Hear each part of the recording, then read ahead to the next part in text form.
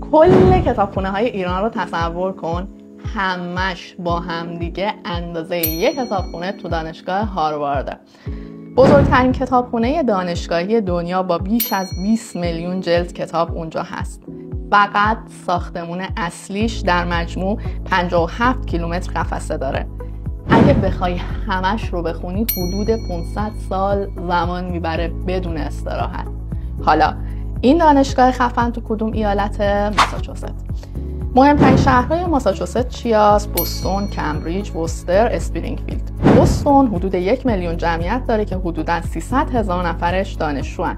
یعنی حدود 1 نفر از هر 4 نفر اینجا دانشجوه.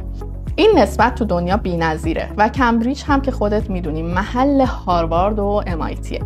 بیش از 150 برنده نوبل، هزاران کارآفرین و مخترع و توسعه دهنده چیزهایی مثل اینترنت، واکسن کرونا، اپ‌های میلیارد دلاری همه از این ایالت اومدن بیرون. آرزوتون میشه اینجا تحصیل کنید اگه بدونید نورثیسترن دانشگاهی اینجا که با گوگل و آمازون همکاری رسمی داره. دانشجوها میرن کارآموزی، حقوق میگیرن، سابقه جمع میکنن و خیلی هاشون همونجا استخدام میشن.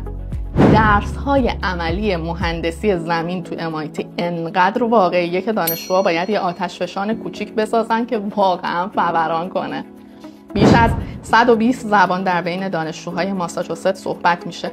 ممکنه تو یک کلاس از هر 5 قاره وجود داشته باشن.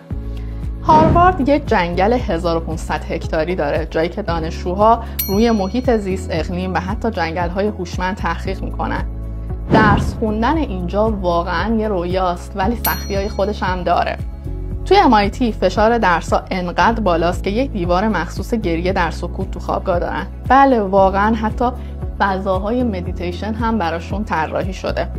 یه سری اطلاعات جانبی از دانشگاه‌هاش رو تو کپشن برات گذاشتم، حتما مطالعه کن.